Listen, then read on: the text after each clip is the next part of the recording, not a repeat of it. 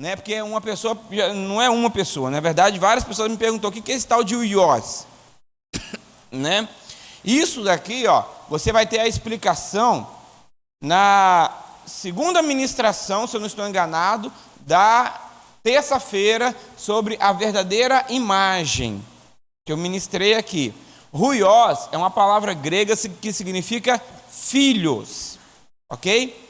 Filhos, mas não é filho no sentido seguinte, por exemplo, o Ronaldo está aí com o Rafa, né? O Rafa é filho do Ronaldo, mas essa palavra aqui em grego, para definição de filhos, é uma palavra que se define filhos maduros. Expliquei isso aqui. Não vou entrar nesse mérito de explicação, para você poder entrar lá e assistir a mensagem de novo. Mas aqui significa filhos maduros. Eu vi que a gente estava meio perdido. Uns falavam bem assim, sexta-feira é o quê? A escola do reino. Aí outro fala assim, sexta-feira é o quê? Sexta-feira é escola ministerial. Aí outro fala assim, sexta-feira é o quê? Qual é o nome? Aí eu estava em casa, engraçado que eu estava preparando a mensagem de domingo. Não sei se com vocês acontece da mesma maneira quando Deus fala com vocês. Quando Deus fala com vocês, ele fala sussurrando, ele grita. Como é que ele fala? Você ouve a voz de Deus? Porque eu ouvi uma voz, irmão. É um negócio muito estranho. Eu assim, as minhas experiências místicas, né? As minhas experiências espirituais com Deus são bem diferentes, né, de alguns irmãos. Alguns irmãos conseguem ver, né, e tal, e alguns outros detalhes. Assim, eu não fluo dessa maneira. O meu fluir é de uma maneira um pouco diferente. Enquanto eu estava sentado lá, não tem quando alguém chega assim no seu ouvido e faz assim, sussurra alguma coisa no seu ouvido? Foi dessa maneira que eu ouvi quando eu estava lá em casa, no meu escritório. Eu ouvi assim, Centro de Ensino Huios. Na hora eu nem lembrava o que era Huios, você tem noção? Eu nem lembrava. Aí depois, eu fui pesquisar. Aí eu percebi que eu estava pesquisando uma coisa que eu já tinha ministrado na semana passada. Que eu tinha falado aqui na igreja. Aí que eu vi que era mais confirmação de Deus mesmo. Então, por que não é escola? Por que é um centro? Porque nós vamos ter vários cursos aqui, ok? Aqui nós vamos dar curso. E você está dentro de um curso, ok? Você não está aqui numa escola para a gente ficar estudando aquele negócio de revistinha e tal, e repassando aquele monte de assunto como a gente estava passando antes, ok? Isso aqui é um centro de ensino, ok? Esse centro de ensino, a visão dele é dar cursos preparatórios mesmo, ok? Nós vamos ter vários temas, vários módulos, e nós vamos ter parceiros que estarão conosco aqui também ensinando, além de usar também os mestres dessa casa, que também vão, em alguns cursos, eles vão dar aulas aqui também, ok? Mas, Huios é filhos maduros, ok? A Késia não está aqui, né? A pergunta dela, então, se calou. Vocês lembram qual foi a pergunta da Késia? Não lembra? Thalita não lembra. Quem lembra a pergunta da Késia?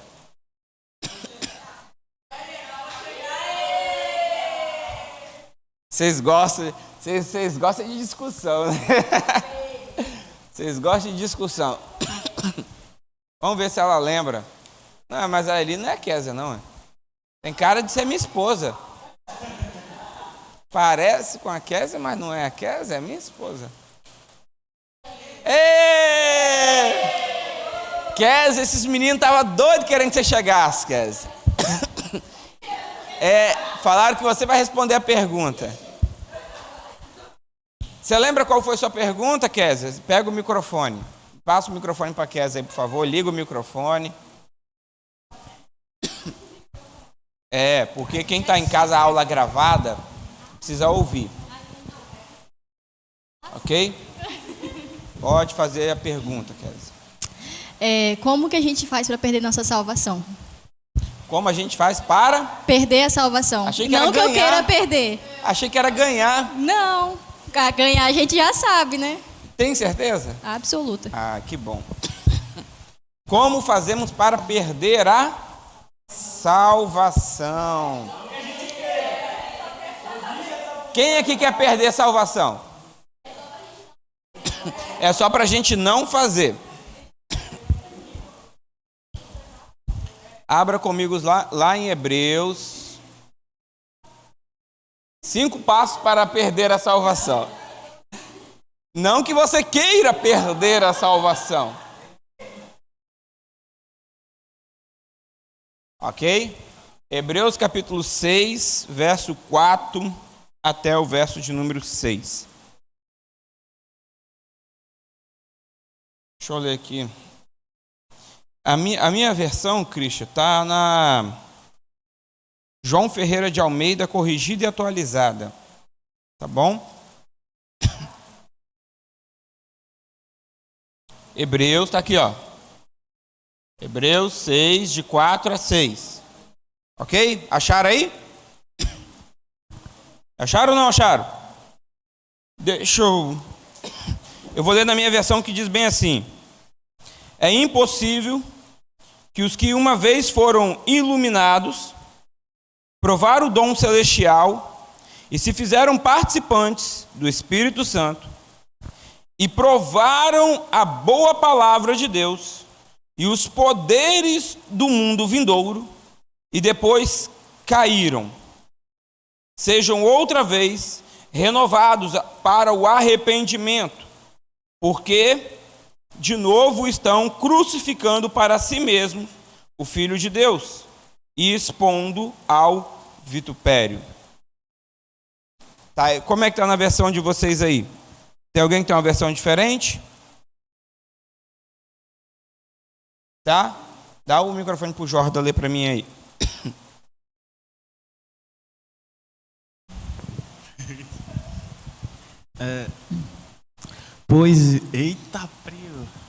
Pois é impossível trazer de volta ao arrependimento aqueles que já foram iluminados, que já experimentaram as dádivas celestiais e se tornaram participantes do Espírito Santo, que provaram a bondade da palavra de Deus e os poderes do mundo por vir, e que depois se desviaram. Sim, é impossível trazê-los de volta ao arrependimento, pois ao rejeitar o Filho de Deus, eles voltaram a pregá-lo na cruz, expondo-o à vergonha pública. Ok? Então a pergunta da Késia: como é que a gente pode fazer para poder perder a salvação? Então, os 3 passos para perder a salvação. Não que vocês queiram fazer isso, né? Nós falamos aqui, tratamos que a salvação é de quê? De graça. Primeira aula. Salvação é de graça. Você não paga nada. E não tem nada que você possa fazer para dizer bem assim: olha, eu fiz isso para ser salvo. Ok? A gente falou aqui que até a fé, para a gente crer em Deus, vem dele. Quem nos convence do pecado, da justiça e do juízo é ele. Quem até nos ensina a orar é ele. Quem coloca o nosso nome no livro da vida é ele. Ou seja, o que você fez? Nada. E nem aceitar Deus, você na verdade não aceita. É ele quem te aceita, porque a casa é dele. Então é ele quem nos aceita. Então nós vimos que para ser salvo basta simplesmente crer. Mas também nós falamos na aula passada que crer na Bíblia não é o crer de acreditar. Ok? Não é aquele crer de tipo assim: eu creio que essa mesa está aqui. Sim, por que você acredita que essa mesa está aqui? Porque eu estou vendo. Esse aqui é o crer humano. O crer que a Bíblia nos ensina é o crer que vai além disso aqui. É um crer que quando você entende aquilo, você se lança sobre aquilo, você se envolve com aquilo que você acredita, que você crê. Então, há uma diferença na Bíblia. Quando a gente vai traduzir do grego, do hebraico, para o português ou para qualquer outra língua, algumas palavras, elas perdem a sua força, a sua característica daquilo que estava querendo dizer. Por quê? Porque no nosso português, muitas das vezes não tem uma palavra que expressa com clareza aquilo que está dizendo lá. Mas então eles vão pegar uma palavra mais próxima. Então, para nós, foi trago para nós o quê? Crer no Senhor Jesus Cristo e será salvo tu e tua casa. Só que esse crer na palavra de Deus não é o crer que a gente tem no português, do crer do acreditar. É o crer de se lançar em cima daquilo que você entende ser o correto. Então, há uma diferença, ok? Amém? Mas, pastor, eu agora aceitei Jesus, né? Ou ele me aceitou. Meu nome foi escrito aonde? No livro da vida. E agora, deixa a vida. Já estou salvo, não estou? Não estou salvo? Sim. Você não aceitou Jesus? Quem aqui não aceitou Jesus ainda? E teve coragem de vir aqui hoje? Não, eu faço apelo. Porque talvez a gente nunca sabe. Eu lembro que minha vez, a minha esposa ministrando numa classe de EBD, como a gente funcionava antigamente. Uma pessoa que já era batizada, tomava ceia, fazia parte do ministério de louvor da igreja. A lição era: você já aceitou a Jesus Cristo como seu único e suficiente Salvador? Teoricamente, a gente está no meio de um monte de crente. Então a resposta é o quê? Óbvia, sim. Só que a minha esposa fez aquela pergunta que a Bíblia ensina para a gente, né? Que aceitar a Cristo, quando a gente aceita no nosso coração, esse é o crer. Mas também a gente tem que dar o testemunho daquilo que a gente crê. E aí minha esposa perguntou assim: mas você já levantou sua mão ou já fez a oração de confissão, realmente declarando Jesus sobre a sua vida? Não, nunca fiz. Então você nunca aceitou Jesus publicamente? Não. Mas como é que você então se batizou, está tocando no ministério de louvor, está participando das coisas na igreja? Como é que você está fazendo isso? Ué, meu pai era crente, minha mãe é crente, eu sempre vim para a igreja. Um dia abri uma classe, eu entrei, aí me batizaram e aqui estou eu. Pasme, mas tem muitas pessoas às vezes dentro da igreja desse jeito, irmão. Que estão dentro da igreja, dentro dos ministérios. Então, por isso que nunca é demais você fazer o apelo. Mesmo na sua célula, quando tem um monte de crente. Na hora da edificação, faça o apelo.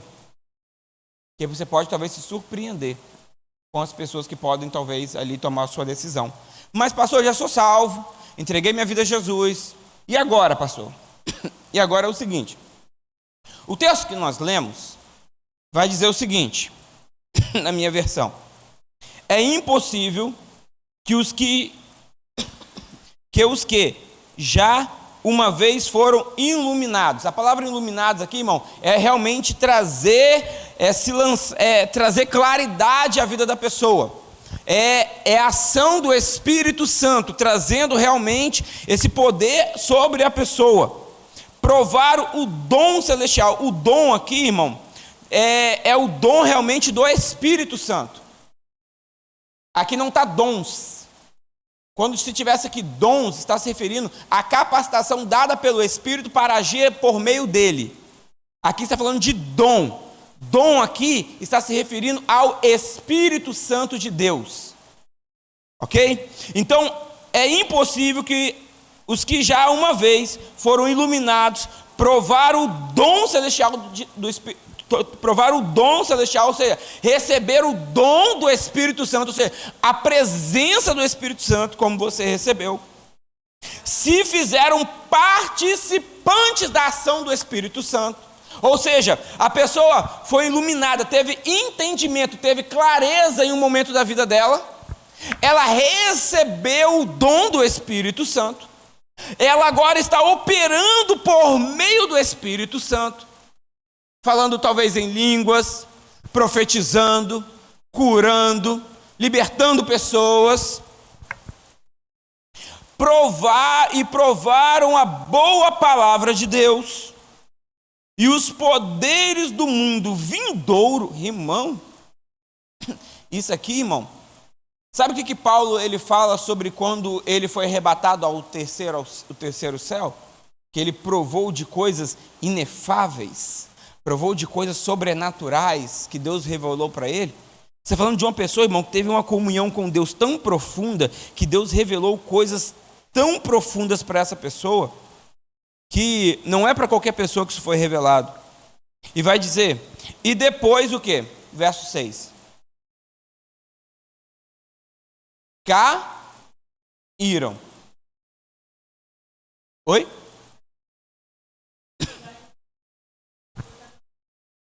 Abandonaram a fé em algumas traduções. Caíram da fé. Caíram. Esse cair aqui, irmão, não é aquele mesmo cair que a gente sempre usa, né? O cair é de Deus, o levantar... o cair é do homem e o levantar é de Deus. Ô, pastor. Não é esse cair. Esse cair aqui, irmão, que dá-se a entender no texto, é um cair gradativo. Não é aquele cair de tipo assim, você está andando no meio da rua, alguém te fechou e você falou um palavrão. Aí você se arrependeu, pediu perdão a Deus e restaurou a sua condição anterior. Não é esse aqui. Esse cair é um cair realmente, irmão. É aquele que você vai caindo, ó. Sejam outra vez renovados, ou seja, essas pessoas caíram e agora essa condição dela impede ela de ser o quê? Renovado, restaurado, reconciliado, reconectado. Para o quê? Para o arrependimento. Então, o apóstolo, para mim, que quem escreveu Hebreus, minha opinião, ok? Há uma divergência muito grande dos autores. Uns dizem que foi Paulo, outros dizem que foi outro autor desconhecido quem escreveu Hebreus. Para mim, na minha interpretação, para mim foi Paulo. Mas o autor, ele fala que há algumas pessoas que experimentaram algo de Deus. E não foi algo simples, foi algo profundo de Deus. Mas houve um momento na fé dessa pessoa que ela começou então um declínio. Começou então um afastamento. Começou a perder a fé. Começou a deixar de acreditar. Começou a deixar de confiar em Deus. Essa pessoa, então ela crucificou novamente o Senhor Jesus Cristo. E se não há arrependimento, não há o quê? Perdão de pecados. E aonde não há perdão de pecados, não há o quê? Salvação. Então, como é que, a pergunta da Kézia, como é que eu perco a salvação? A partir do momento em que eu começo a me distanciar daquele que é a razão da minha fé. A partir desse momento, quando eu começo a me distanciar, eu corro o risco de perder. Pastor, então quer dizer que uma pessoa deixou de vir à igreja, tal, perdeu a salvação? Não é isso que o texto está dizendo. O que o texto está dizendo é alguém que realmente caiu da graça, caiu da presença do Senhor realmente. E essa pessoa perdeu esse vínculo com Deus. Então, não sei se eu estou respondendo a tua pergunta, Kézia. Cadê o microfone da Kézia?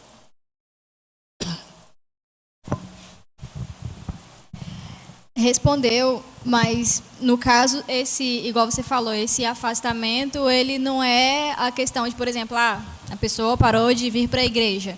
É a questão do realmente deixar de crer em Deus, em Cristo, como Senhor e Salvador, né? Exatamente. Eu posso ler o restinho aqui dos versículos Pode. de baixo?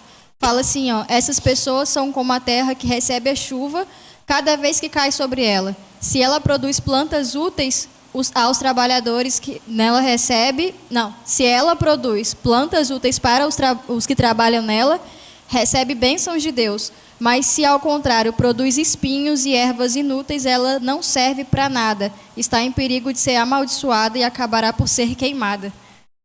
né? Aí no caso aqui seria a pessoa, ela além de não acreditar mais em Deus, ela ainda passa a ser uma pessoa que não produz nada de bom para outras pessoas, né? Ela passa, no caso, a ser uma pedra de tropeço para outras pessoas, no caso, né? Entendi. Exato. Vamos ler comigo lá o livro de Atos, capítulo 3, verso 19. Atos dos Apóstolos, a primeira pregação de Pedrão, depois que Pedrão recebeu aí um empoderamento do Espírito Santo. Pedrão chega lá no meio da festa de Pentecostes, ele faz a pregação dele todinha, e no verso de número 19, capítulo 3, verso 19, diz assim: arrependei-vos, pois, e convertei-vos, para que sejam apagados vossos... Está ali? Ali está cancelados, né? Para que sejam apagados os vossos pecados, ou que sejam cancelados os vossos pecados, e venham assim o tempo de refrigério pela presença do Senhor. Então, eles perguntam assim para Pedro, né? Antes, o que devemos fazer? E Pedro, ele vai dar essa palavra: arrependei-vos, convertei-vos, e então os pecados são apagados.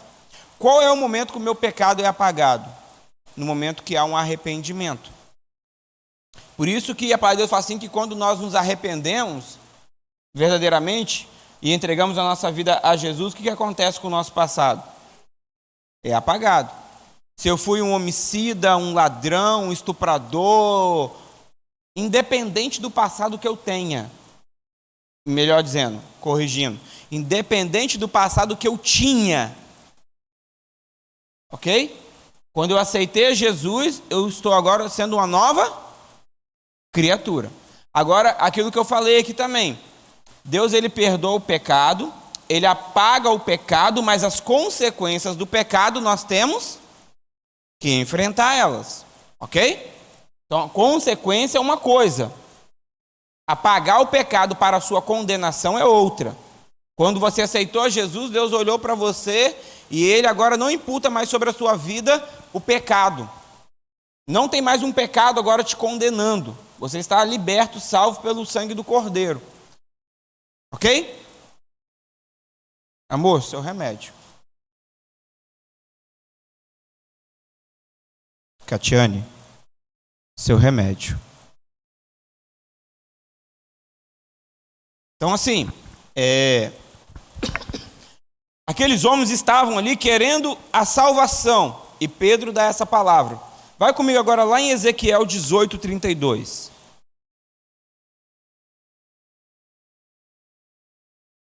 Ezequiel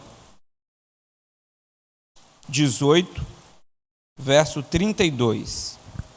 Diz assim: pois eu não tenho prazer na morte de ninguém, assim diz Deus, arrependei-vos e vivei. Então, a gente vê que a graça, irmão, se manifestando sobre a vida das pessoas era desde o passado. Deus, sempre desde o passado, ele queria salvar a geração. O problema é que as pessoas não queriam se arrepender. E, pastor, o que marca se uma pessoa realmente aceitou a Jesus ou não? O arrependimento daquilo que está fazendo com a sua vida. Não tem como, irmão, uma pessoa que aceitou Jesus continuar na prática do pecado. Não existe como. A palavra de Deus vai dizer que aquele que aceitou o Senhor não tem mais prazer aonde? No pecado. Isso é o fruto. Assim como a Kézia leu aqui em Hebreus, né, o decorrer, é o fruto que eu produzo. Ou seja, quando eu aceitei Jesus, então agora o fruto que começa a produzir a partir de então é fruto de justiça. Por mais que ainda a gente esteja naquele processo de santificação. Vocês lembram? Processo de santificação da alma. Ok? É um processo. E é engraçado que quando a gente olha para a Bíblia, dá a impressão de que as coisas aconteceram muito rápido, né? Mas quando você vai ler a Bíblia, você vê Pedro brigando ainda, né, ou tendo uma dupla personalidade depois de convertido e liderando a igreja de Jerusalém. Pedro ainda tendo uma dupla personalidade. Mas aí alguns falam, mas pastor, Pedro não aceitou a Jesus? Aceitou a Jesus Cristo. Só que a nossa alma é uma construção. Todo dia vem um processo de santificação. O que ocorre com a pessoa quando ela deixa de fazer isso? Pode ocorrer o processo inverso. O que é o inverso? Eu vou me afastando daquele que pode, me salvar. Ou aquele que me salvou. Eu posso... Jesus, a palavra fala assim que Deus, em João capítulo 6, se não estou enganado, aquele que vinha a mim, de maneira nenhuma lançarei fora. Disse o Senhor Jesus. Quando ele está falando das ovelhas, as ovelhas que o Pai me deu, de maneira nenhuma, mas a ovelha pode escolher sair de dentro do aprisco. Deus jamais manda um filho e uma filha dele embora. Mas a pessoa, ela pode escolher. Lembre-se sempre, irmão, todos nós temos o livre arbítrio. A decisão está na nossa mão. Ok? Respondi? Respondi? Eu falei que hoje eu ia falar sobre o quê? Justiça.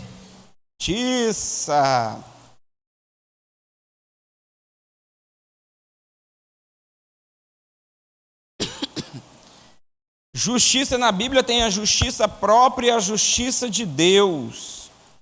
Abra sua Bíblia comigo lá em Romanos.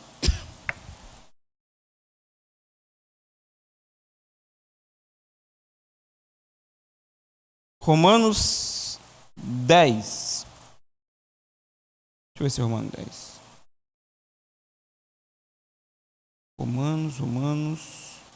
Romanos 12, melhor dizendo, por favor. Romanos 12, de 19 a 21.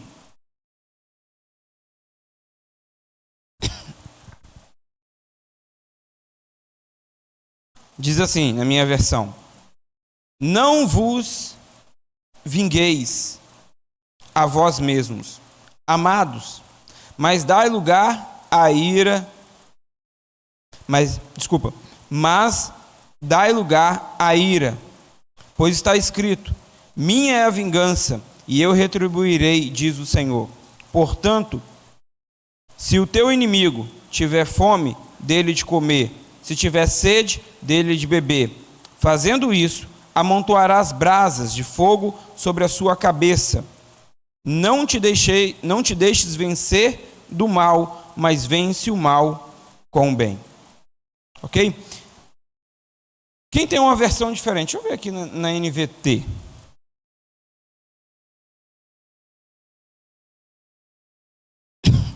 Quem tem uma versão diferente para ler para a gente aí? Lê aí para a gente, Kézia. Lê no microfone. Queridos irmãos, não se vinguem daqueles que lhes fazem mal, mas deixem que Deus, na sua fúria, os castigue. Como diz as Escrituras, a vingança é minha, e eu retribuirei, diz o Senhor. Pelo contrário, se o seu inimigo tiver fome, dê algo para ele comer, e se ele tiver sede, dê algo para ele beber, porque assim fará com que ele sinta vergonha. Não permita que o mal vença a você, mas vença o mal fazendo o bem. Ok. Justiça, irmão. A gente vive num mundo que todo mundo quer o quê? Justiça. Queremos justiça. Justiça. Mas a justiça de um nem sempre é a justiça do outro. Você concorda comigo? A justiça de um nem sempre é a justiça do outro. Por isso que a gente não pode andar pela justiça própria. Porque a justiça própria sempre vai ter divisão, separação. Mas a justiça de Deus, ela é plena. Então diz assim: amados, jamais procurai vingar-vos a vós mesmos, mas entregai a ira a Deus. Você já, no momento de ira, fez algo que se arrependeu? Já? Já falou alguma coisa com alguém e depois falou assim, poderia ter falado, sei lá, não ter falado, ou ter falado de uma forma diferente? Por que geralmente quando a gente, seres humanos, às vezes parece que ou estressados, ou acontece alguma coisa que parece que confronta a nossa mente de maneira que nos tira talvez uma zona de comodismo, por que a nossa tendência é logo atacar?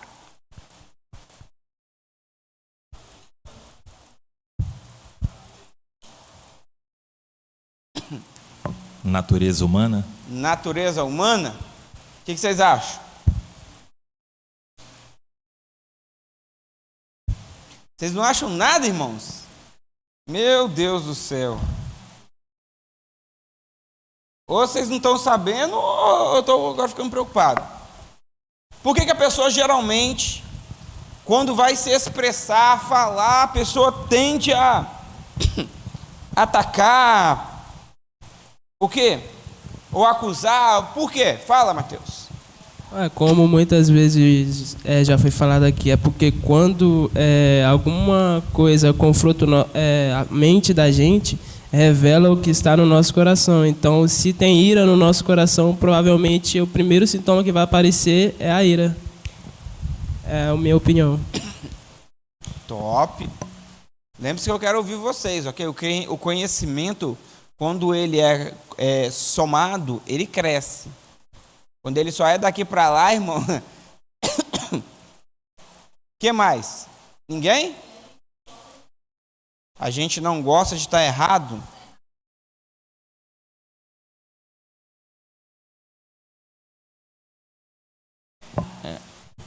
Repete pra gente.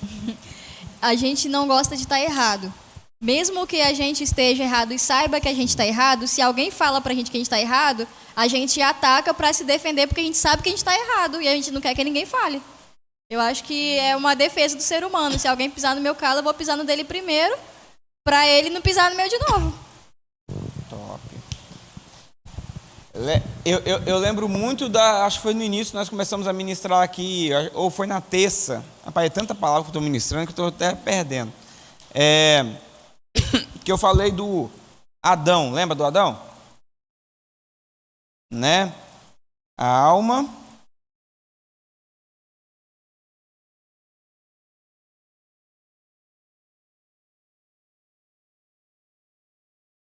A palavra de Deus vai dizer que o primeiro Adão foi feito o quê? Alma vivente. O segundo Adão foi feito o quê? Espírito vivificante, não é isso? Então o que acontece? Quando a gente aceita Cristo, o que acontece com a nossa alma?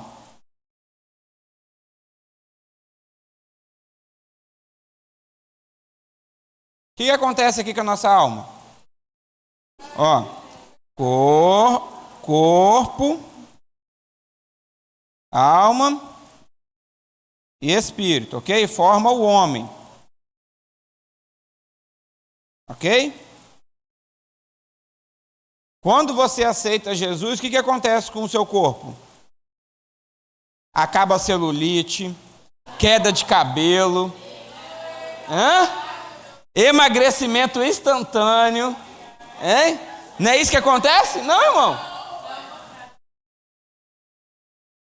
Quando você aceita Jesus, será mais? Misericórdia. Irmão, a gente não pode fazer propaganda disso, tá bom? Mas olha só. O que acontece com o seu corpo? O que acontece com a sua alma? Nada. O que acontece com o seu espírito? O corpo, você vai receber um outro aonde? No céu. No céu? No céu, né? Então você vai receber um corpo lá no céu. O seu espírito se reconectou aqui e aí formou um novo espírito. Mas e a sua alma? O problema das pessoas está aqui, irmão. Por que as pessoas falam que é difícil servir a Deus? Não vocês, porque vocês já entenderam. Eu tenho certeza que essa frase nunca mais saiu da boca de vocês depois daquele dia que eu falei com vocês, né? Servir a Deus é difícil? Misericórdia. Você sabe que quando a ausência da sua participação gera dúvida. E se tem dúvida, significa que você não aprendeu. E se você não aprendeu, você continua no engano. E se você continua no engano, você ainda vai continuar errando. Ok? Assiste lá, ó. Terça-feira lá tem um canal lá no YouTube chamado lá Família Aliança Church. Você vai lá, assim, ó, palavras, tem lá os vídeos lá. Assiste de novo aqueles vídeos lá que eu falei sobre a verdadeira imagem. Assista, irmão, até aquilo ser verdade na sua vida.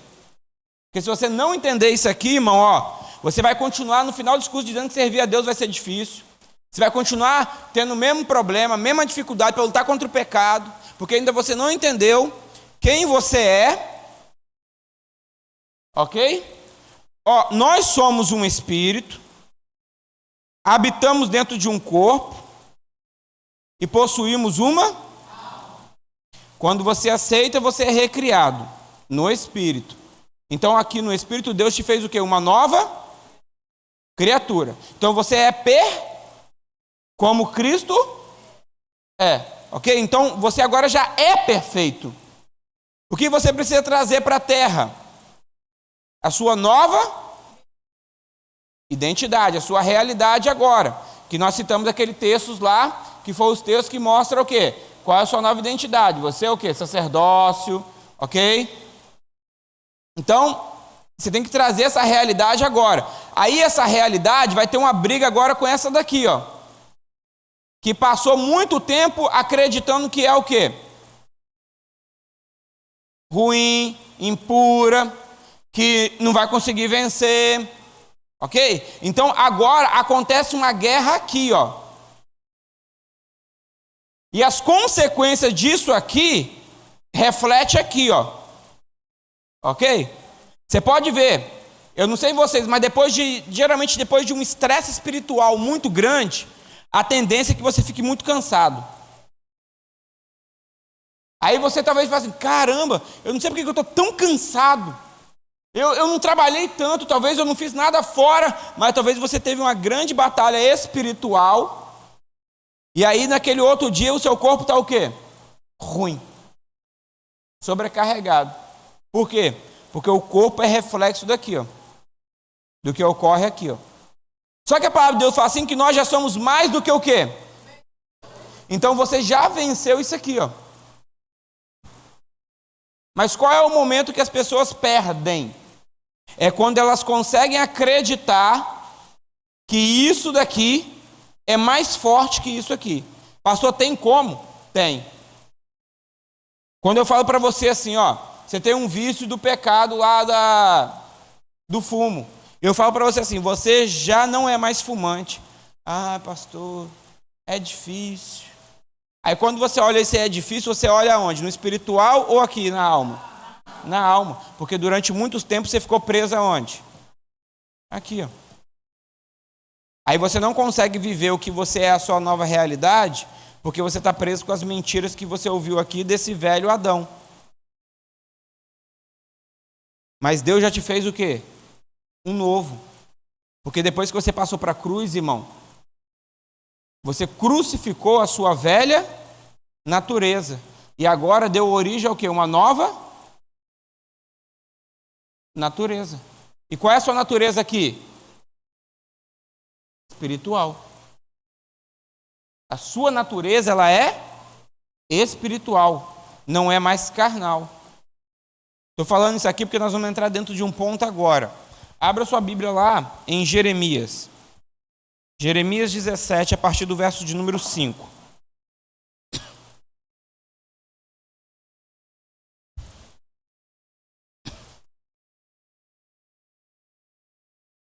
Aí alguém pega o microfone para mim e lê para mim Jeremias 17, primeiramente só o verso 5.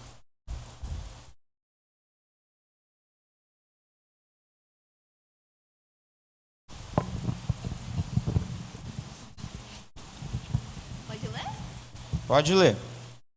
Assim diz Yahvé: maldito é o homem que confia nos homens, que faz da humanidade mortal e sua força e motivação, mas cujo coração se afasta do Senhor. Já ouviram esse texto? Quantas vezes você ouviu ele? Maldito é o homem. Não, a primeira parte desse código, pode deixar ele para mim aí, filho, fazendo um favor. Deixa ele aí na tela. Maldito é o homem que confia. Em algumas versões, ao invés de ser pessoas, é, né, o homem. Maldito é o homem que confia no homem. Rapaz, nesses dias, né, pastor? Confiar nas pessoas está? Já ouviu isso? Aí usa o quê? Esse? Pastor, tem respaldo bíblico, pastor. Eu tenho respaldo bíblico para isso. Mas um texto fora do contexto se torna um pretexto para dizer o que quiser. Ok? Então aqui, ó, na minha versão diz assim, ó: assim diz o Senhor, maldito é o homem que confia no homem e faz da carne seu braço, cujo coração se aparta do Senhor. Ok? Quando você vê a palavra carne na Bíblia, o que vem à sua mente? Churrasco. Essa eu gostei. Churrasco. Na minha também devia. Rapaz, tá difícil essa palavra dar esse sentido nesses dias agora, mas também vem churrasco. O que mais vem? Alma. Tá, alma. Não vou escrever churrasco aqui não, porque isso aqui é da carne. O que mais vem? Pecado.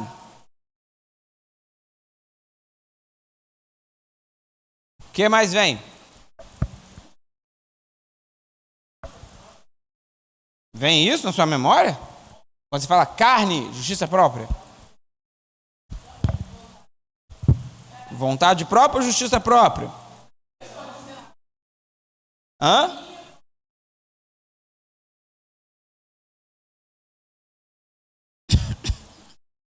Tá. Justiça própria. O que mais? Fraqueza. Eu gostei, hein? Fraqueza. Rapaz, ó, eu tenho um negócio com Z e com S. Vocês acreditam que eu escrevi o nome da Kézia com S? Não tem, eu sei que tem. É igual Catiane, falar Catiane. Com C, mas todo mundo escreve com K. Beleza, o que mais vem? Vem mais nada não, ó. Carne. Hã? Prazer. O que mais?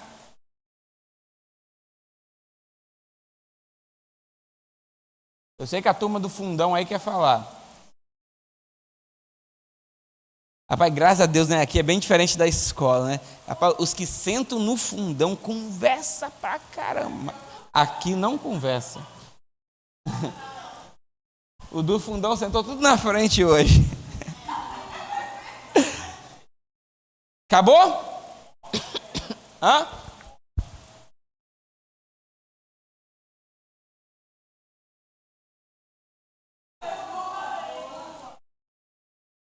Hã?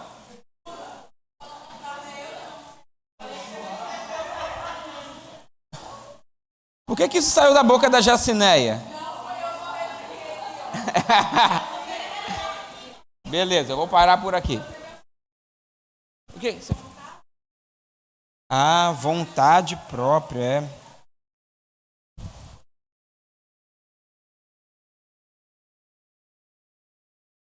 Ira.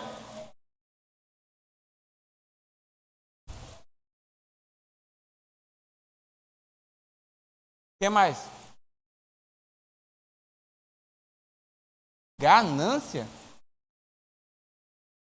Rapaz, quanta coisa sai da carne.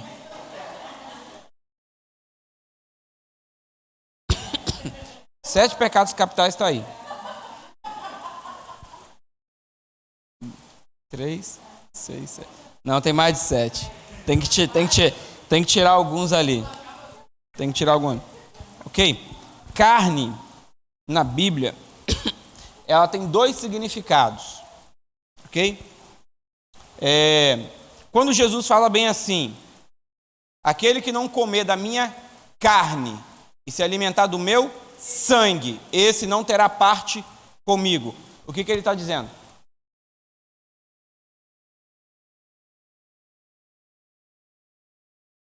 Agora vocês vão ficar quietos, não. Agora que eu quero que vocês falem. Ele não falou de churrasco, falou? Ele falou de quê? Tá, mas o que é a ceia? É um memorial. Ok? Alguns falam assim, pastor, ele está falando do pão. Não, não é pão. Ele falou de uma memória. Algo que está sendo realizado. Eu já vi ceia realizar com biscoito, creme crack e um copo de suco. Pastor, mas pode? Aí o religioso, né? Tá blasfemando. Não, irmão, não está blasfemando. Trouxe a memória do porquê você está fazendo aquilo? Trouxe. Então você está fazendo a ceia. Tem uns que comem o vinho e o pão, mas estão pensando em outras coisas. Estão profanando o sangue de Cristo. Ou seja, ok? É trazer a memória. Então, quando Jesus falou assim que a gente tem que se alimentar da carne, aquele que não crucificar a carne. Aí quando fala assim, aquele que não crucificar a carne, está falando de quê? Sua vontade própria. Mas quando ele falou assim, aquele que não se alimentar da minha carne, ele está falando de quê? A minha vontade, meu espírito, discernir. Então, a carne, ela pode ter um significado espiritual e carnal. Vai depender aonde ela está empregada dentro do texto. Ok? Pode ter um significado espiritual ou carnal. No texto que nós lemos, olha só. Maldito é o homem que confia no homem e que faz da carne o seu braço, cujo coração se aparta de quem? Do Senhor. Não está falando de uma área espiritual, está falando de uma área carnal. Então está falando realmente da vontade humana, da vontade da carne. E alguns sabem assim, pastor, mas a carne não se converte. O que não se converte, irmão, é a alma. Ah, mas a minha carne é fraca. Não, a carne não é fraca. Eu provo para você. Naquele dia que o pecado veio e você caiu, ah, pastor, eu caí. Então, se ela fosse fraca, você não caía. A carne não é fraca. A carne, ela é forte. O que vai bater de frente com a carne é o espírito. Entendeu? Aí é onde que acontecem as guerras danadas. Vamos continuar, verso 6. Ele será como arbusto nos ermos, e não verá a prosperidade quando ela vier. Morará nos lugares secos do deserto, na terra salgada, inabalável. Bendito é o homem que confia no Senhor, cuja esperança é o Senhor. Ele será como árvore plantada junto às águas, que se estende as raízes para o ribeiro. Não receie quando vem o calor, nem as folhas são sempre verdes. Não receia quando vem o calor, suas folhas são sempre verdes. No ano de sequidão, não se perturba, nem deixa de dar fruto. Verso 9. Enganoso é o coração, mais do que todas as coisas,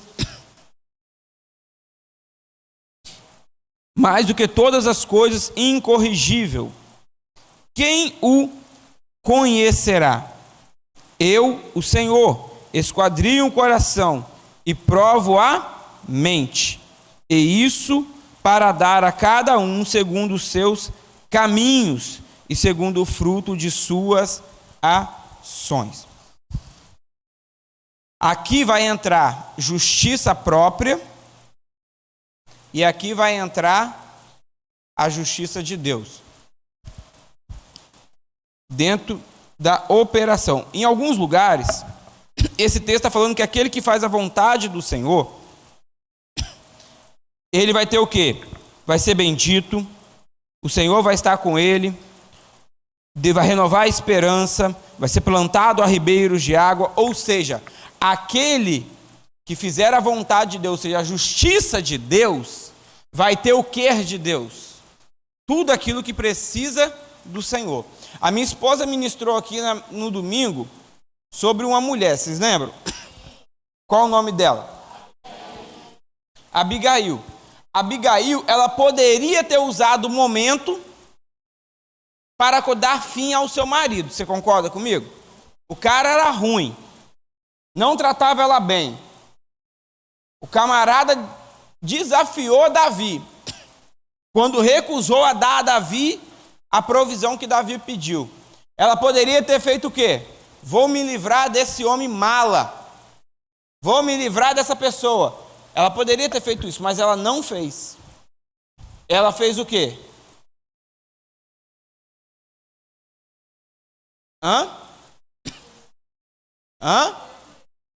Ela intercedeu por ele. A palavra de Deus fala assim que a mulher sábia edifica a sua casa, e a tola vai dizer a palavra que muitas mulheres não gostam de ouvir esse texto. Não gostam. Mas vai dizer a Bíblia que o homem é o que da mulher?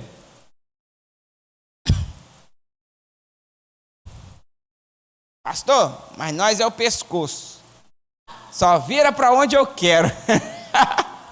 Né? Tem uns que usam essa expressão. Então, olha só.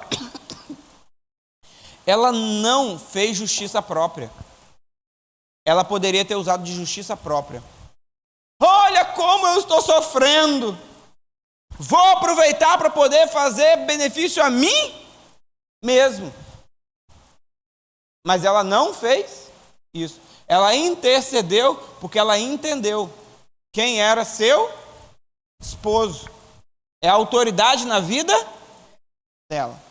Por ela ter feito não justiça própria, mas a justiça de Deus, o que Deus fez a favor de Abigail? Algum tempo depois, o que Deus fez com Nabal? Matou Nabal. Passado o tempo de luto, o que o rei Davi fez com Abigail? Não deixou ela desamparada. Casou com ela e ela teve todas as mordomias que uma rainha poderia ter naquela época. Então, ela não fez justiça própria. Ela fez a justiça de... Todas as vezes que você vê alguém fazendo justiça própria, mérito, eu preciso fazer, se eu não fizer isso, isso é justiça própria. A gente tem muita facilidade de entender justiça própria, porque quando a gente fala de justiça de Deus, dá-se muitas das vezes a entender que parece que Deus está passando a mão na cabeça de algumas pessoas, que Deus não vai acertar as contas, que Deus está demorando demais para fazer o que tem que fazer, então eu vou dar o meu jeitinho. Você quer ver? Uma pessoa entra para a igreja. Não, para a igreja não. Para a igreja. Tá, a pessoa entra a fazer parte da família Aliança. Quem está aqui desde 2015? Ó. Então você vê que alguns...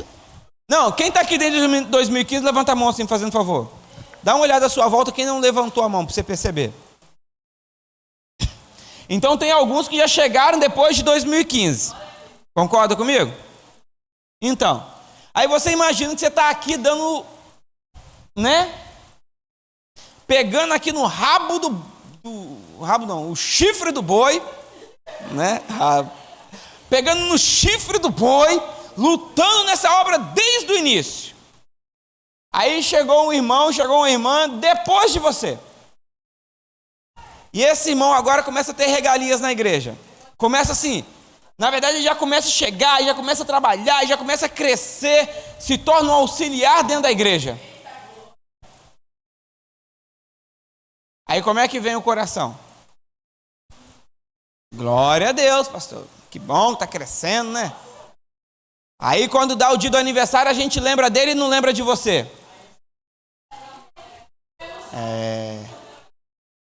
Eu vou começar a tocar em alguns pontos que você vai começar a perceber o que é justiça própria. Porque a justiça própria, ela grita dentro da gente. Mas eu estou aqui dando meu sangue nessa obra. Não lembra de mim, mas o outro que chegou ontem lembra dele.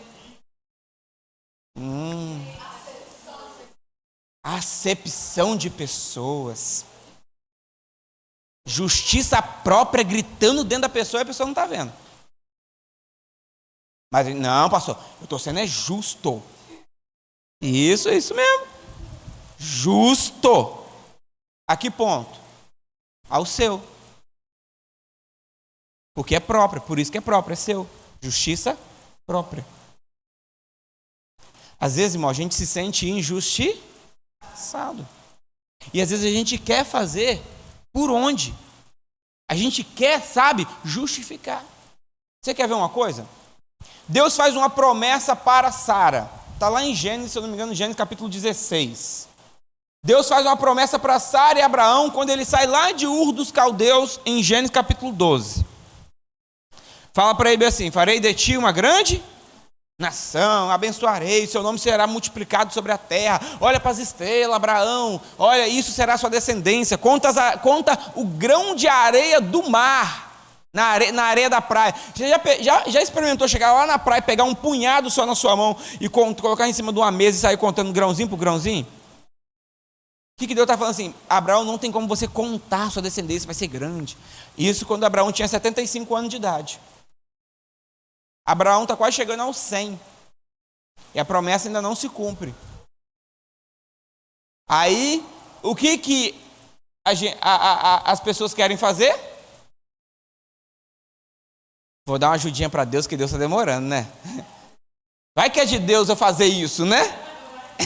Vai que é de Deus. Rapaz, eu amarro nos crentes quando falo um negócio desse. Vai que é de Deus, né? Eu tô só... Mas não buscou em nenhum momento saber se era de Deus, né? Vai que é de Deus. Aí vai lá e coloca Agar. Agar gera um filho. Que é quem? Ismael. E eu vou te dizer, os ismaelitas são o encalço depois, ou a pedra de calcanhar no povo de Israel até hoje. Que é onde vem os árabes. Irmãos, ô nação difícil. Mas vem lá. Quero dar uma ajudinha. Sabe? Essa é a questão. Quando a gente tenta dar ajudinha, irmão, a gente se sente injustiçado, a gente quer dar ajudinha, a gente faz merda. A gente faz coisa errada. Agora, você quer ver uma demonstração de graça? Olha só. Sara tinha... Abraão estava com 100, Sara com 89. Você imagina, uma mulher hoje que engravidar aos 20 anos de idade, você considera que é um milagre? Não. Não estou falando das pessoas que são inférteis. Estou falando assim, uma mulher hoje, com 20 anos, ela chega lá no consultório, uma mulher com 20, 30, 40 anos, engravidou. Aí chega lá, senta na recepção, aí tá lá a cadeirinha lá, aquele monte de gestante, né? Levei minha esposa lá numa maternidade aí, tinha um monte de gestante, tudo sentado um do lado da outra. Uma mais redondinha do que a outra. Aí, Quando eu olho para essas mulheres, eu vejo que houve um milagre ali, necessariamente assim, nossa, meu Deus do céu. Aí o médico olha, quando olha para ela assim, meu Deus, não sei como que isso aconteceu na sua vida, você engravidou. Não, é o natural, não é? Você concorda comigo? É o natural. A mulher engravidar e gerar um filho ou uma filha. Agora você imagina, chega Sara no consultório médico, 89 anos de idade. Quando o médico olha, é obstetra que fala? Não. É obstetra, né? Aí chega lá, ele olha para Sara.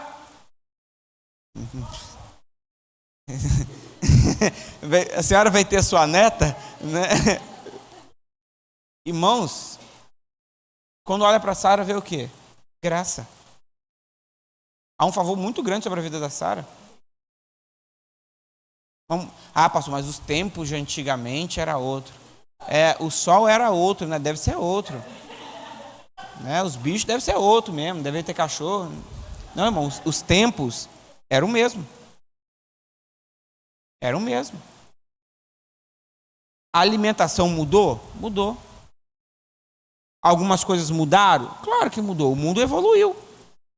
Mas é 12 horas do mesmo jeito, o sol do mesmo jeito. Entendeu? Ou seja, a graça, quando ela alcança a nossa vida, irmão, ela traz o favor de Deus, a justiça de Deus. Então, quando eu opero por meio da graça, eu gero a justiça de Deus sobre a minha vida. Não é na minha força. Sara fez força para isso? Teoricamente não, irmão. Porque humanamente falando, uma mulher de hoje 80 anos, ela ainda ovula? Não. Para ela ser mãe, teria que ser o quê? Milagre.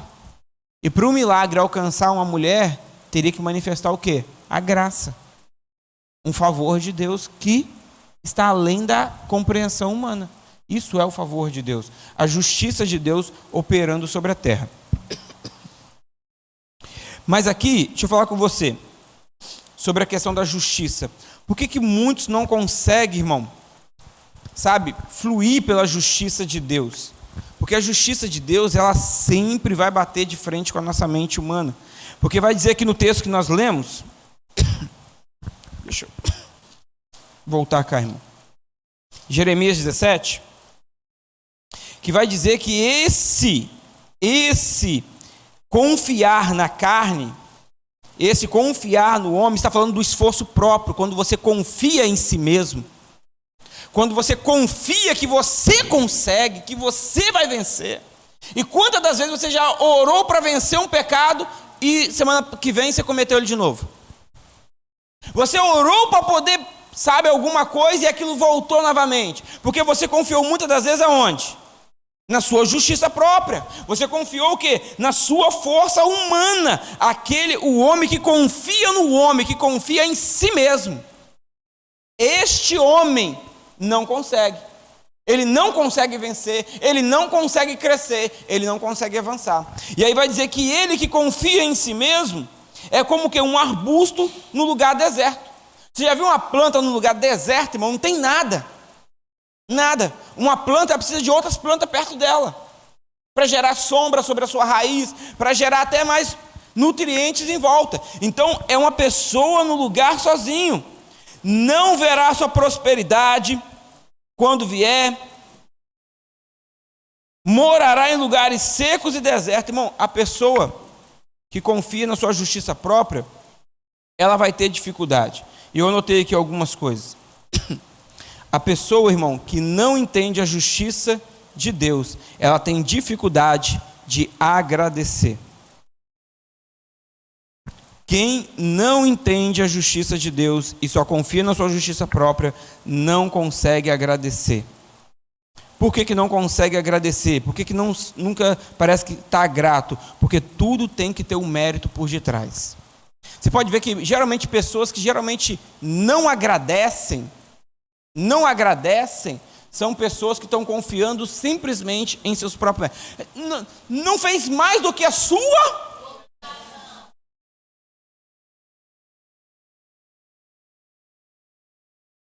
a justiça, irmão, essa justiça própria, pessoas que se enchem de justiça própria, não conseguem agradecer, não ser grato.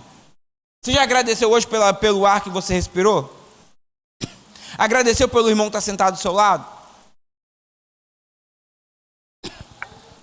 Agradeceu pela sua célula? Ou seja, pessoas que não entendem a justiça não conseguem ter um coração agradecido, irmão. Sempre estão achando que tem a ver com o mérito. Quando vocês falaram aqui, né? Deixa eu ver se vai ficar mais aqui na frente. Não. Olha só, vou voltar aqui. Pessoas que também, irmão, não entendem a justiça própria, estão em cima do merecimento, sabe? E confiam em si mesmo, que sempre vão buscar o melhor. Pai, eu escrevi um negócio aqui, você já escreveu alguma coisa e depois você mesmo, a sua letra, você não entendeu? Ah, tá. Agora eu entendi que eu escrevi. Pessoas que confiam na sua justiça própria, até para ser salvo, tem dificuldade. Quem confia na justiça própria, até para ser salvo, tem dificuldade. E eu tinha isso. Aí eu preciso de alguma coisa a mais. Aí você faz uma oração com o irmão aqui, mas o que mais que eu preciso, pastor? Tem que fazer mais o quê? Nada, você já está salvo. Não. Agora tem que fazer o quê? Qual o passo 1? Passo 1, passo 2, passo 3. Tem que fazer o quê? Pastor, estou pagando um preço. Já ouviu a pessoa falar isso? Estou pagando um? Para que você está pagando preço?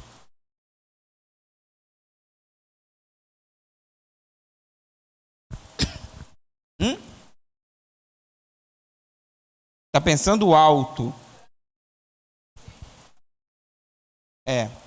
Quando eu ouvia muito a expressão tipo assim, rapaz, você tem que fazer isso ou aquilo outro para você poder então ter a confirmação da sua salvação. Irmão, não precisa fazer nada. O que você tem que fazer? Aceitar Jesus. Mas o que mais, pastor?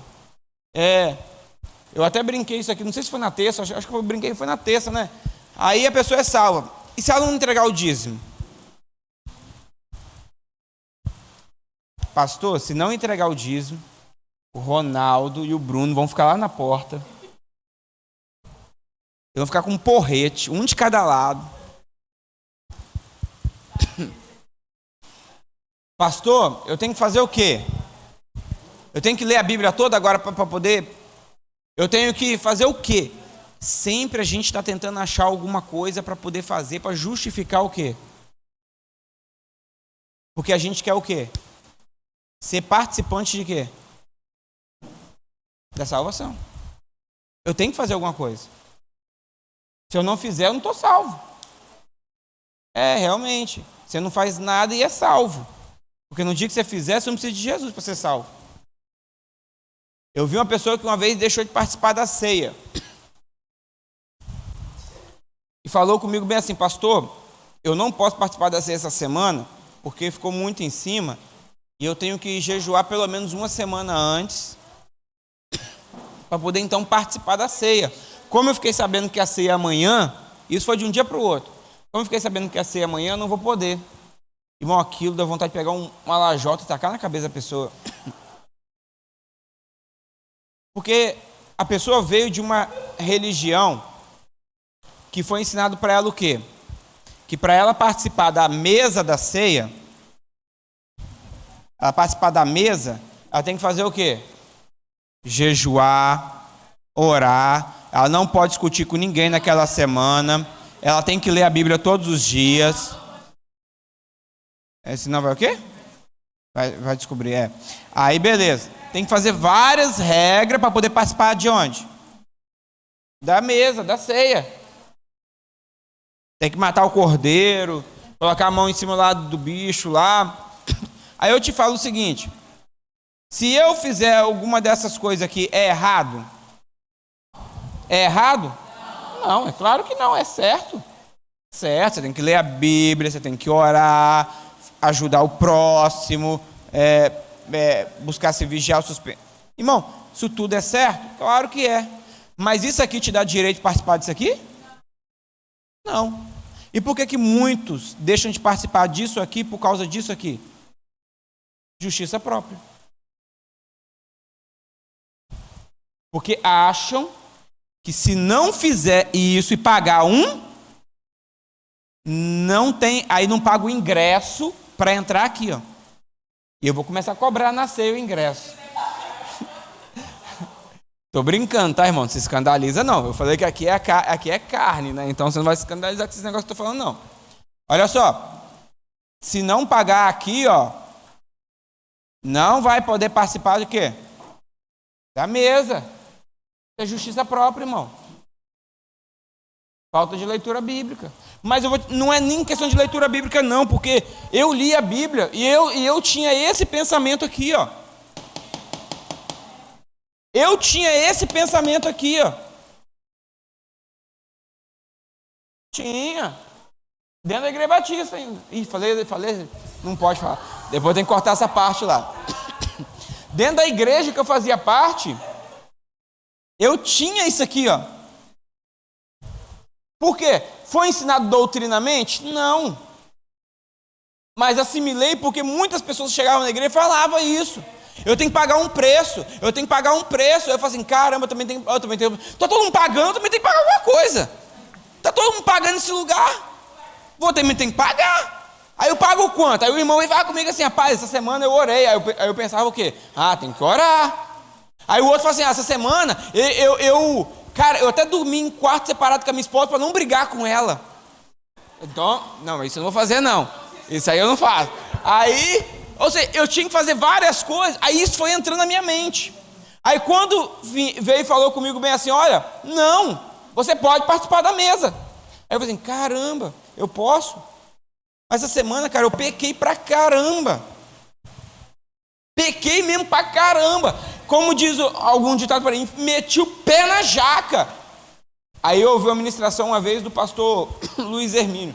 Ele disse o seguinte, a gente dá aqueles cálicezinhos. Vocês viram que a ceia que passou agora, os cálices até chique? Você viu? Chique, a gente tá ficando chique. O pastor Luiz Hermínio falou uma coisa que aquilo quebrou. Irmão, você pecou essa semana? Pequei.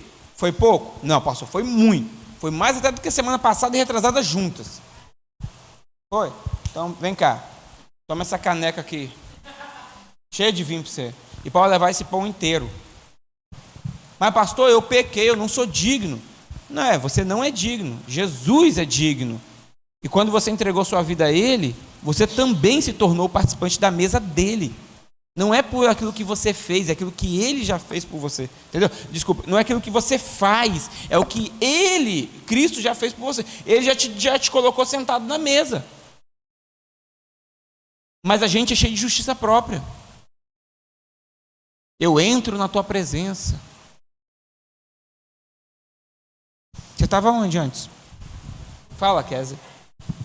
Quando eu batizei, eu tinha 14 anos, né? Sério? Sério. Legal. Eu tinha 14 anos quando eu batizei, foi acho que em 2009. Não faz tanto tempo assim, mas enfim. Não se entrega. Eu tinha 14 anos, aí eu e minha irmã, a gente ia pra igreja e os meus pais, eles não eram da igreja, né? Tipo assim, eles iam só, né? Mas não estavam assim e tal. Aí, beleza. Aí o batismo, naquela época, né, a gente era ensinado naquela igreja que a gente era, que tipo... Isso. Tá indo bem, pode ir. Naquela igreja que a gente era, tipo assim, era... uma parada muito mística, né? Tipo assim, caraca, batismo, uau, aí tipo, meio que mágico, né? Antes do batismo, depois do batismo, tipo assim, num passe de mágico tudo mudou. E os meus pais, apesar deles não serem assim da igreja e tal, mas foram criados com uma mentalidade religiosa e passaram isso pra gente, né? Então, assim, eu batizei. Aí, você tem certeza que é isso mesmo que você quer? Tenho. Tem certeza? É tipo assim, depois que você fizer isso, não tem mais volta? Era tipo isso, não tem? Aí eu fiquei até pensando, não, tenho certeza, é isso que eu quero. Ok, batizei. Depois era assim, a Késia tá dormindo até tarde. Você tem preguiça? Você não batizou? Aí, você tá respondendo? Você não batizou? Aí eu ficava mal me sentindo culpado. O batismo, ele não passou a ser uma coisa prazerosa para mim, ele virou um peso. Por causa do que era cobrado em cima daquilo. Tipo assim, eu batizei e agora, tipo, eu tenho que ficar 100% sem pecado. E aquilo para mim era mais um peso do que um prazer. Hoje, para mim, eu entendo, né? Super entendo, depois de um tempo também. Ainda naquela igreja, comecei a entender mais sobre isso, só que naquele instante que eu batizei, naquele ano, decorrer ali daquele tempo, virou um peso para mim. Aí já cheguei a me questionar, será mesmo que eu deveria ter batizado? Será que estava na hora? Porque ficava isso, tipo assim, você não pode responder seus pais. É lógico que não pode, mas tipo assim, se você fizer isso, você batizou, por que está fazendo isso? Ah, você fez isso assim assado, você mentiu, mas você não é batizada? E aí aquilo virou um peso pra mim. E a ceia era a mesma coisa, entendeu? Tipo assim, você contou mentira e você vai lá cear. Aí eu ficava, caraca, é mesmo, vou faltar na ceia hoje. Ou então, tipo assim, quem vai cear, fique de pé. Aí a gente ficava sentado. Olha lá, tá em pecado. Era desse jeito, era um peso, Jesus, pra mim era um peso. Olha só, a Kézia falou um negócio aí que eu lembrei, né? Quando a gente pensa em batismo, né? Muitos eu já vi que deixaram de se batizar porque falaram bem assim, eu ainda não estou preparado, né? Aí esse preparo que a pessoa fala é o quê? Não é? Sem pecado. Talita, você é filha do seu pai mesmo, hein? Sem pecado, ok? Aí quando eu parar de pecar,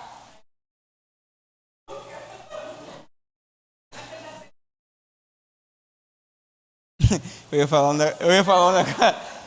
vi um videozinho essa semana retrasada, um pastor que foi batizar uma pessoa. Rapaz, não, achei que aquilo foi montagem, não poderia ser verídico aquele negócio. Rapaz, segurou o cara debaixo da água, acho que quase 1 minuto. Você viu? Eu falei assim, Jesus amado, e o pecado vai saindo. Gente, foi assim, dá até processo, dá processo aquilo, você sabia? Aí o que acontece? Mas olha só, muitos deixam de passar por essa experiência por causa que atrelam isso aqui e isso aqui, ó. Né? Pastor, vamos batizar? Pastor, não estou preparado. Justiça própria. Não entendeu o que Cristo fez aqui, ó. Entendeu? Porque a pessoa, ela está tão acostumada com as pessoas a essa palavra. Olha, depois que você batizar, acabou. A ponte caiu.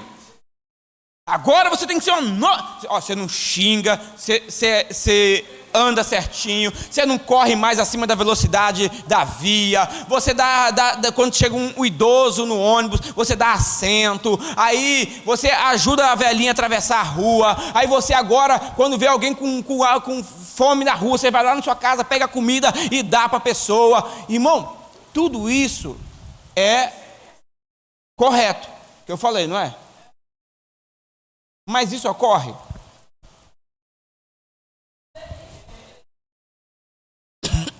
Oi?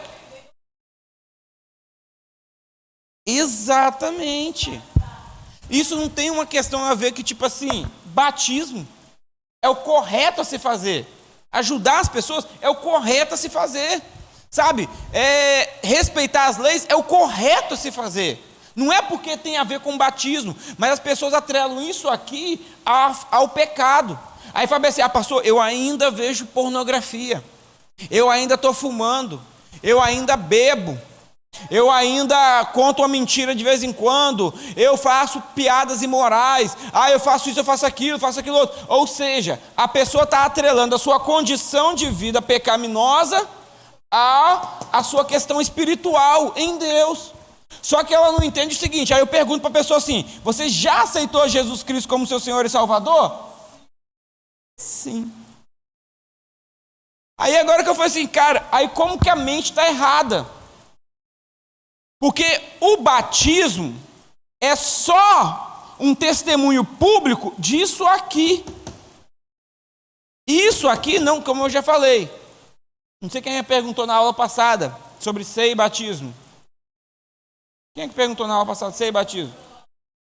Foi a Giovana, né? Ceia e batismo. Pastor, tem que participar da ceia e batismo? Eu acredito que sim. É importante participar da ceia e do batismo. Mas a ceia e o batismo, eles são um memorial da minha decisão ao lado de Cristo. Por que eu fiz isso aqui? O pecado sumiu da minha vida? Irmão, eu gostaria que isso acontecesse. Mas quando é que isso vai acontecer? Quando Cristo voltar e recebemos então o quê? Um novo corpo, ok? E então essas coisas corruptíveis serão passadas. Mas enquanto na terra, quem aqui depois que aceitou Jesus nunca mais pecou, levante a mão ou cale-se para sempre? Viu como é que tá com o irmão, está sentado do seu lado aí, nem levantou a mão? Por quê? Porque ele também peca. Mas nós não devemos viver na prática do... Aí que eu quero falar com você, ó, prática. Irmão, o problema é aqui, ó, aí entra naquela questão que você perguntou lá atrás sobre a perda da salvação. Quando você passou pela sua experiência com Cristo, você se tornou uma nova criatura, né? Mas aonde? No Espírito. O problema é que a pessoa, ela não deu sequência à sua vida. É igual como Paulo fala, quando nós aceitamos a Jesus, o que nós viramos na fé? Igual o Heitor. O Heitor é o quê? Um bebê. Precisa de quem? Dos pais para cuidar. Trazer o que sobre a vida do Heitor? Proteção, cuidado, comida, limpar cocô e cocô de novo, né? Ou seja, o Heitor precisa o quê? De pessoas que ajudem a desenvolver o quê? Vai chegar um momento que o Heitor vai fazer o quê? Vai parar com isso. Então agora o Heitor não vai precisar mais do Bruno limpando a bunda dele, dando banho, a Rose amamentando. Por quê? Porque ele vai começar o quê? A criar sua própria independência. Ok? Assim também é todo cristão na fé, irmão. Quando a gente aceita Jesus, a gente é um novo. É novo, tudo pra gente é novo. Então a gente precisa o quê? Do cuidado aí que entra importante a igreja. Por isso que para mim, não tem, pastor, eu vou sair pregando o evangelho pelo mundo e fazendo um monte de gente convertida ao evangelho. Glória a Deus, você pode fazer isso, mas o problema é o seguinte: se você faz isso, aí diz a palavra de Deus assim, que se não houver alguém quem cuide da casa, o que vai voltar sobre aquela vida? 7 demônios, pior do que o anterior. Aí o estado daquela pessoa agora é pior. Aí esse estado vai levar essa pessoa num caminhar para longe dele. Perdeu a salvação logo de início? Não, ele continua crendo. Mas vai chegar um ponto que ele vai deixar de acreditar. Se Deus é tão bom assim, se Deus é isso, aquilo, outro, por que ele é isso? Aí vem os questionamentos, vem as indagações, vem o esfriamento, até chegar o momento que essa pessoa, ela nega ele. E ao negar Cristo, a palavra de Deus fala assim, que você crucificou Cristo novamente sobre a cruz. Então agora já não há mais remissão de pecados, ou seja, não há como retirar os seus pecados.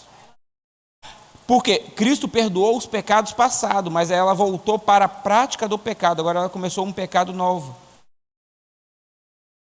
Sem Cristo agora, ela vai ser condenada desse dia para frente. Não daquele dia que aceitou a Cristo para trás.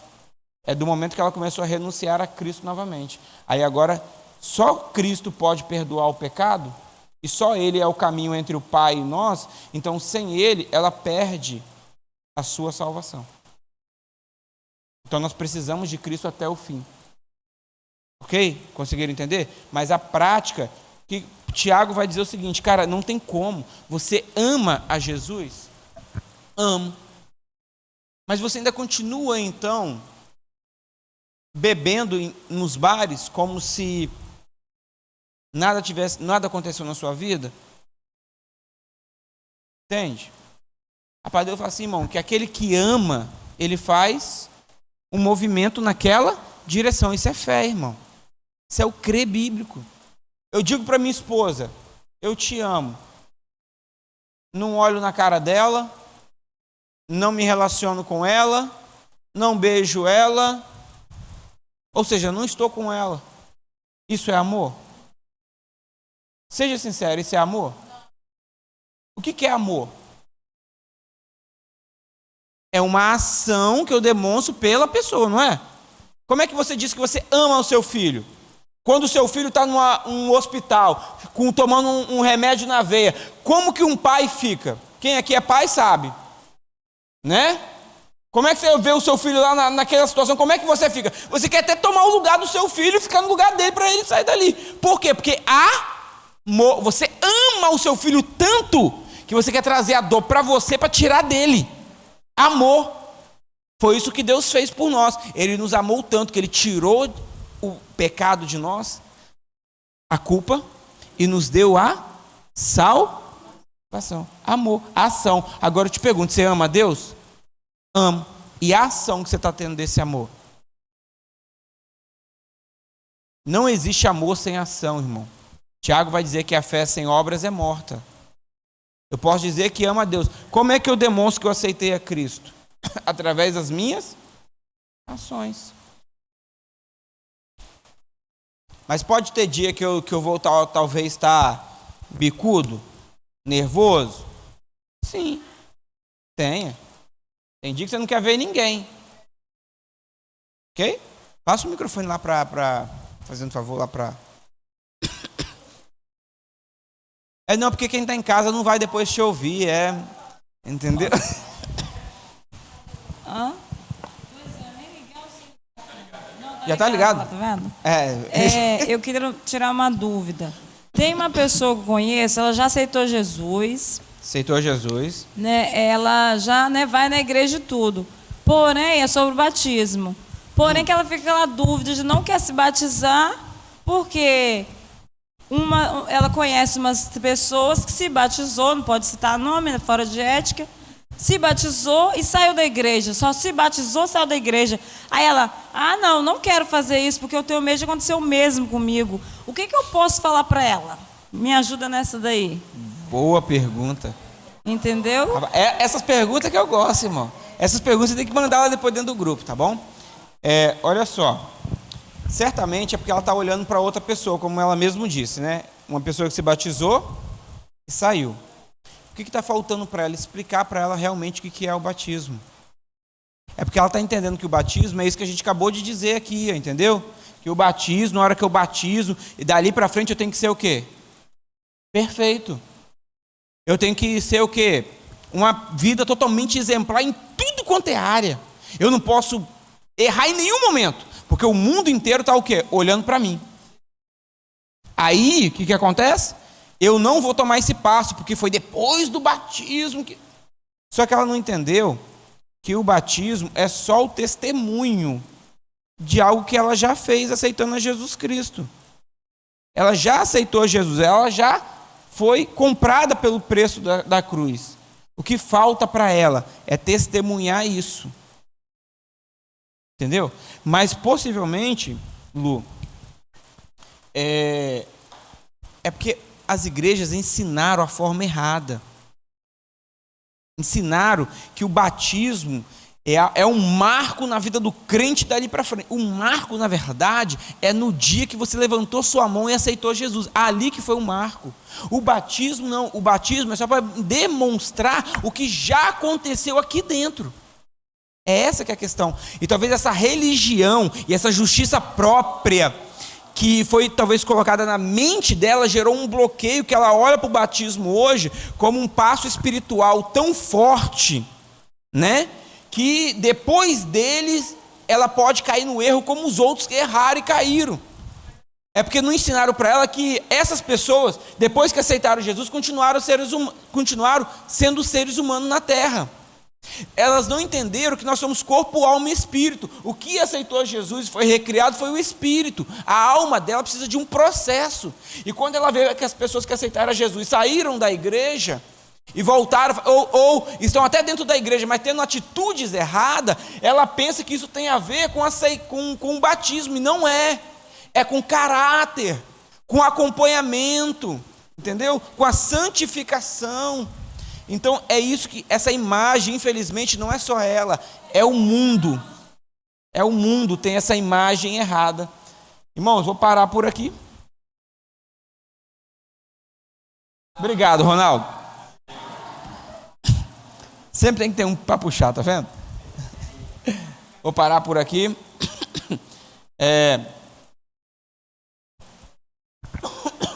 Mas vocês entenderam o que é graça? Se alguém perguntar para você o que é graça,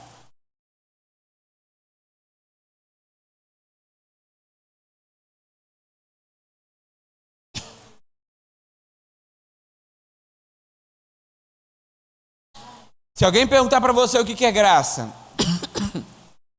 me explica a graça, Gabriele.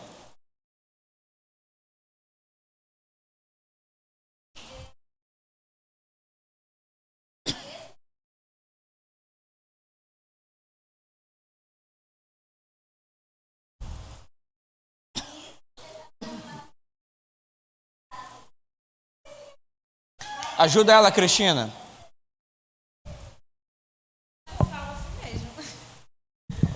O que é graça?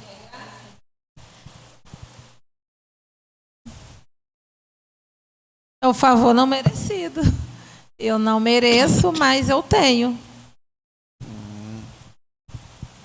Ajuda ela, Mônica. Favor não merecido. A gente faz também muitos favores para pessoas que não merecem, mas a gente reclama. E porque a gente espera a recompensa. E de Deus, Ele só me amou, olhou pra mim, dá uma moral pra essa garotinha perdida. E eu não tenho nada para dar para ele. Se fosse me dar o que eu merecia, era cerol, mas... Graças a Deus que o cerol não tá aqui. Isso aí. Beleza. Idália. Idália. O que é graça, Idália? Gente, a graça é uma coisa muito linda. Porque mesmo eu não entendo por graça, mas o Senhor está dando aquela graça linda para mim. Mesmo que eu não mereço, mas eu tenho a graça de Deus na minha vida. Meu não merecendo. Amém. Irmãos, eu sei que aquela frase, né, esse jargão que a gente já fala no automático, o que é graça? Favor imerecido, né? Mas eu queria eu quero que você entenda, porque você vai pegar uma casa de bênção, você vai pegar alguém que precisa de Jesus, e eu quero que você entenda que você tem que falar de graça para essa pessoa. Como é que você vai explicar graça se você não entender graça? Aí você vai explicar a lei para a pessoa. Ah, eu não sei não, Entendeu? Eu preciso que você entenda, senão a gente não tem como ir para o próximo passo, não. Eu preciso que você entenda a graça. É um favor que você não merece, sim. Por que você não merece? Porque você é pecador. Todo dia você erra.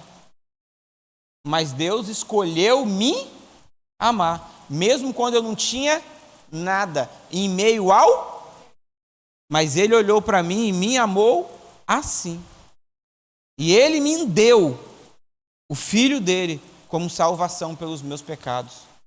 Me deu um lugar no céu, sem eu pedir e pagar nada por isso. Isso é graça. Por favor? Para a gente foi de graça, mas para Deus custou tudo o que Ele tinha. Seu único filho. Para Ele foi um preço muito grande, mas para a gente um favor inigualável. Amém? Vamos orar? Pai, nós te damos graça. Obrigado porque o Senhor é aquele que faz infinitamente mais do que podemos pedir, pensar e imaginar. Tome cada um aqui em tuas mãos, Senhor. Abençoa teus filhos, ó Pai, que haja realmente o entendimento na mente dos teus filhos.